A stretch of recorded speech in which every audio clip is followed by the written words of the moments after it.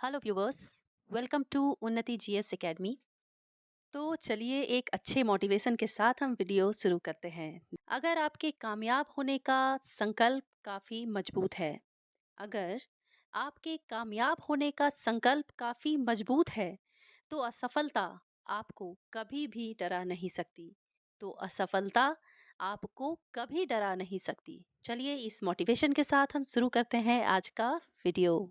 आज के वीडियो में हम देखेंगे अविश्वास प्रस्ताव के उद्देश्य के बारे में, इसकी प्रक्रिया कैसे है, इसका इतिहास क्या है और अविश्वास प्रस्ताव जारी होने से क्या परिणाम होता है और क्या है इससे संबंधित करंट मुद्दा। इन सारे बातों को हम इस वीडियो में एक एक पॉइंट को डिटेल में समझेंगे। तो चलिए हम शुरू करते हैं अपना सेशन। तो हम देखते हैं कि अविश्वास प्रस्ताव सबसे पहले चर्चा में क्यों है, ये जानना जरूरी है। कोई भी टॉपिक जब चर्चा में हो जाता है तो वो आपके आने वाले हर एग्जाम्स के लिए इम्पोर्टेंट हो जाता है। अभी हाल ही में मोदी सरकार के खिलाफ अविश्वास प्रस्ताव लाया गया है, जिसे अविश्वास प्रस्ताव, जिसे इंग्लिश में हम नो कॉन्फिडेंस मोशन भी कहते हैं, ये आपके आने वाले हर एग्जाम के लिए बहुत ही इंपॉर्टेंट टॉपिक हो जाता है। ये टॉपिक हमारे पॉलिटी सब्जेक्ट के अंतर्गत आता है और अविश्वास प्रस्ताव प्रीलिमिनरी एग्जामिनेशन के साथ आपके मेंस के एग्जामिनेशन के लिए भी काफ़ी इंपॉर्टेंट टॉपिक है। अगर आप यूपीएससी की तैयारी कर रहे हैं या स्टेट पीसीएस के या किसी भी लेवल के एग्जाम की, इससे संबंधित सारे पॉइंट आपके लिए इंपॉर्टेंट हैं। तो हम शुरू करते हैं आज का सेशन।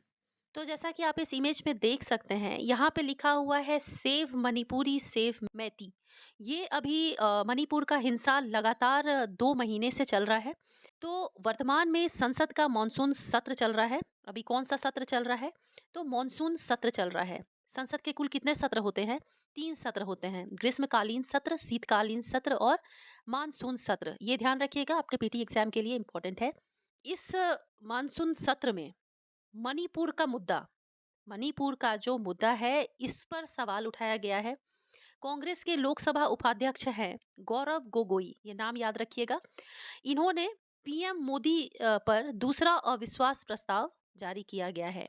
इस मॉनसून सत्र में कांग्रेस के लोकसभा उपाध्यक्ष, क्या नाम है उनका? गौरव गोगोई। इनके द्वारा पीएम मोदी पर अविश्वास प्रस्ताव लाया गया है।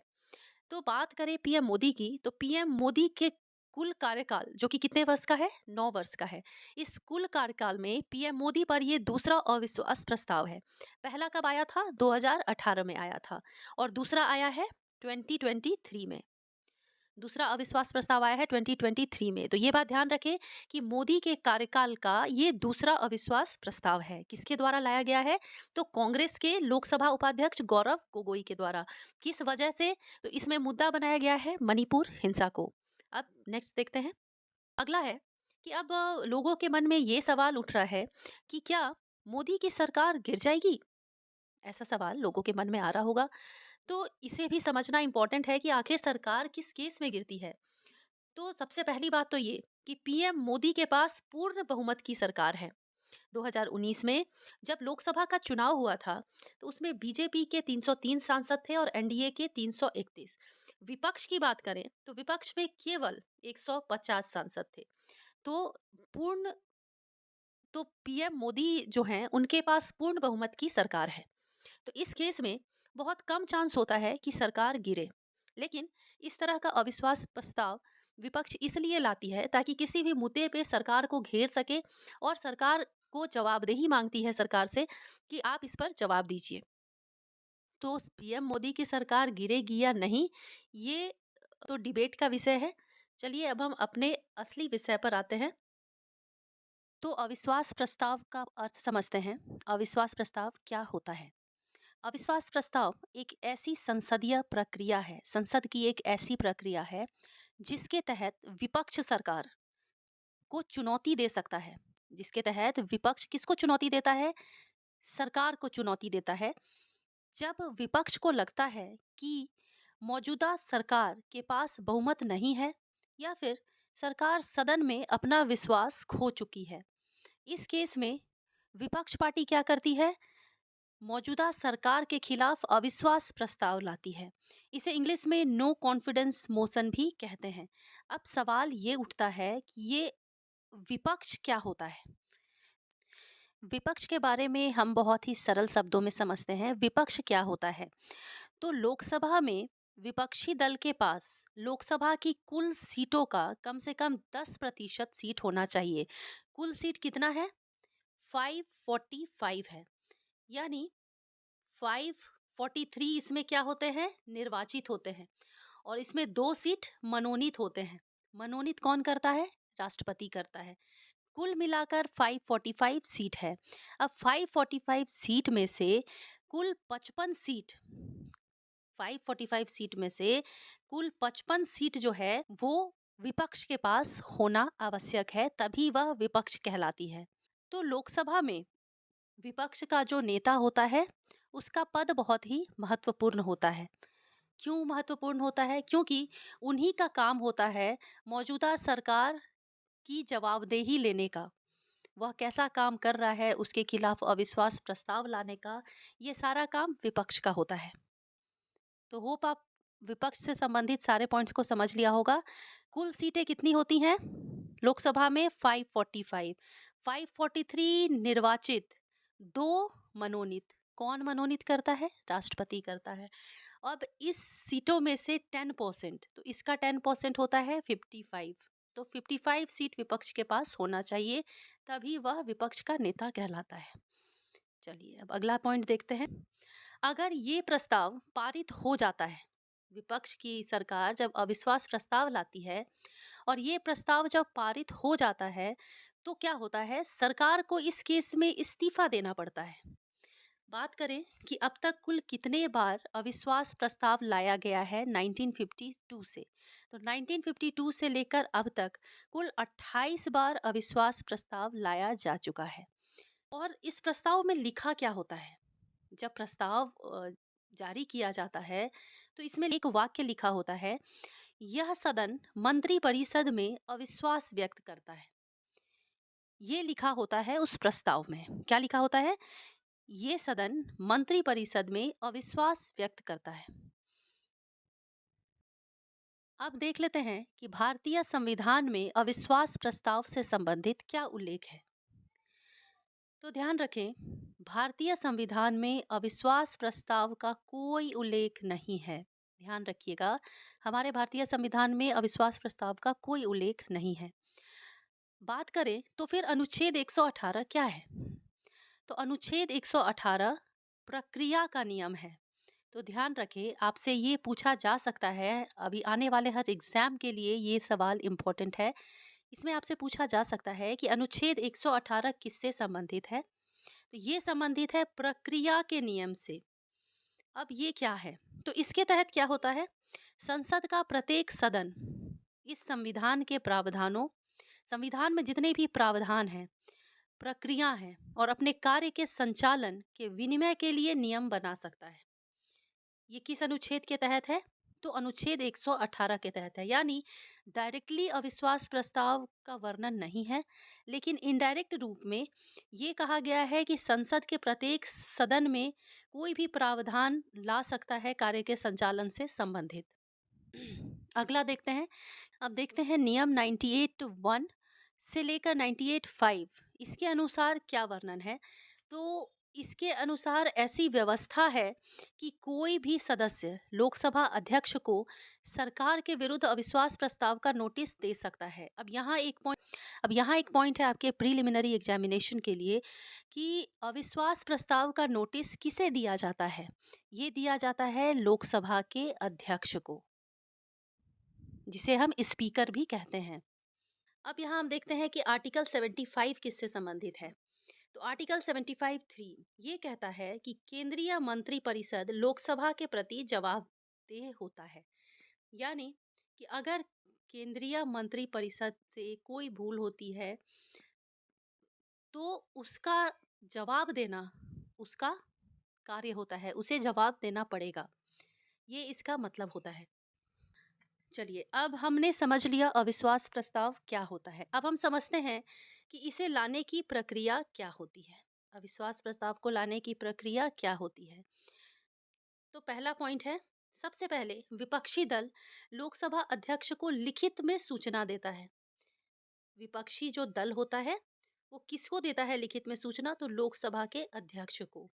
उसके बाद लोकसभा अध्यक्ष क्या करता है? तो विपक्षी दल के किसी सदस्य को अविश्वास प्रस्ताव पेश करने बोलता है। यानी वो बोलता है कि आप अविश्वास प्रस्ताव पेश करके बताइए कि आपने किस वजह से सरकार के खिलाफ यह प्रस्ताव लाया है।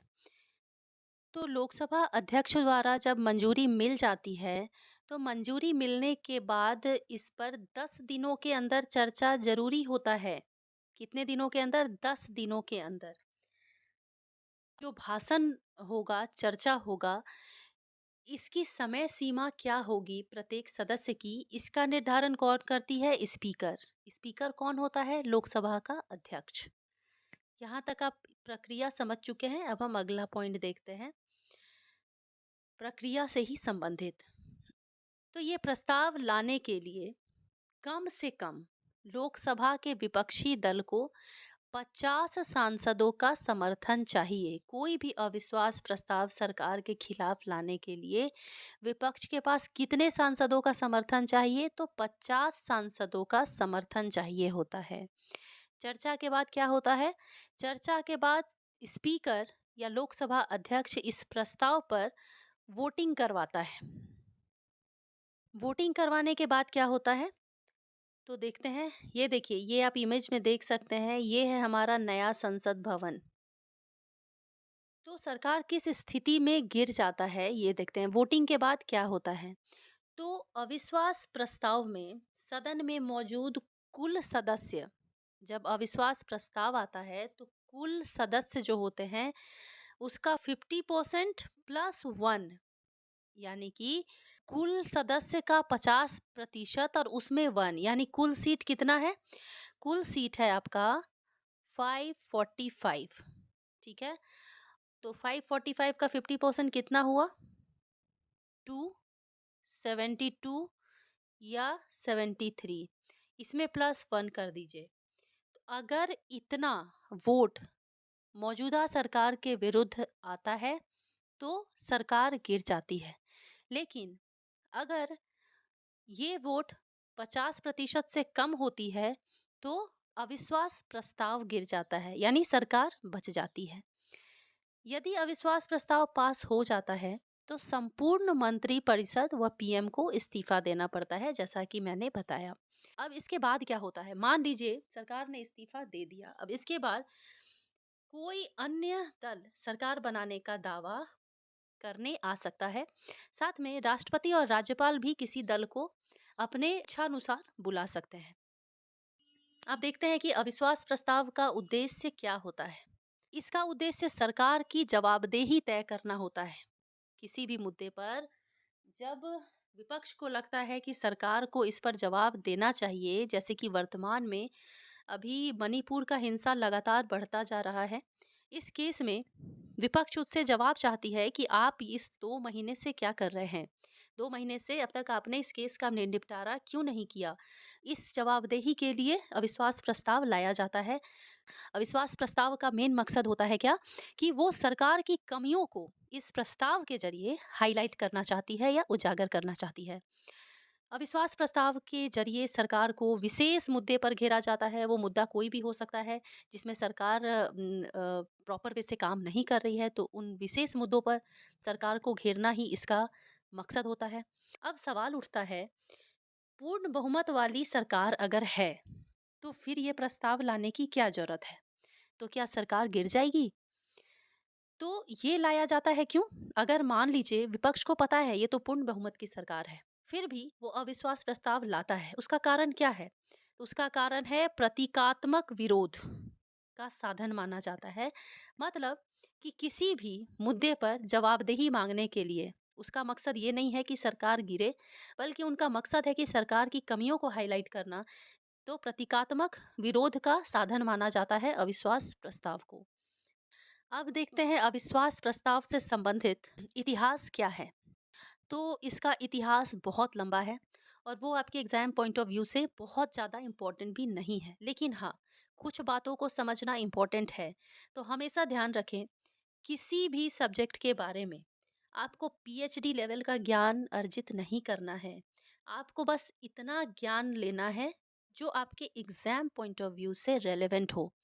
अब इतिहास में आप इतिहास के पन्ने पलटने जाएँगे अविश्वास प्रस्ताव से संबंधित, तो 4 पेज का वो आपका नोट्स बन जाएगा, जो कि बहुत ज़्यादा इम्पोर्टेंट नहीं है। तो आप स्मार्ट स्टडी करें, यूज़लेस चीज़ों में अपना टाइम ना बर्बाद करें। तो मैंने बहुत ही संक्षिप्त में अविश्वास प्रस्ताव के इतिहास का वर्णन इसमें कर दिया है। देखते हैं, सबसे पहला है कि ये अविश्वास प्रस्ताव, ये प्रावधान प्रारंभ कब हुआ? तो ये हुआ है वर्ष 1952 में। पहला अविश्वास प्रस्ताव कब आया था? तो 1963 में आया था। किसके खिलाफ आया था? जवाहरलाल नेहरू के खिलाफ आया था। किसने लाया था? जेपी कृपलानी ने लाया था। ये सब इंपॉर्टेंट पॉइंट है, ये आपको पता होना चाहिए। दूसरा, बात करें सर्वाधिक किसके विरुद्ध आया था? तो सर्वाधिक अविश्वास प्रस्ताव आया था इंदिरा गांधी के काल में। उनका कार्यकाल था 1964 से लेकर 1975, और इस बीच में इंदिरा गांधी के खिलाफ कुल 15 बार अविश्वास प्रस्ताव आया था, जो कि अब तक का सर्वाधिक अविश्वास प्रस्ताव है किसी भी पीएम के विरुद्ध। तीसरा देखते हैं कि लाल बहादुर शास्त्री और नरसिंह राव, इनके विरुद्ध 3-3 बार अविश्वास प्रस्ताव आया था।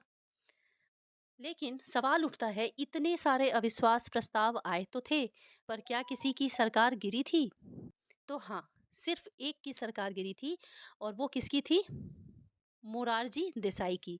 किस वर्ष में गिरी थी? 1979 में। तो ये मोस्ट इम्पॉर्टेंट है। अगर आप अविश्वास प्रस्ताव पढ़ रहे हैं, तो ये इतिहास, इतना इतिहास आपके माइंड में हमेशा होना चाहिए। तो व्यूअर्स, इस वीडियो में हमने सारा कुछ कवर कर लिया। इसका इतिहास क्या है, किस तरह से जारी होता है, क्या प्रक्रिया है, हमने और करंट मुद्दा क्या है, इन सारे मुद्दों पर मैंने डिटेल में चर्चा किया है।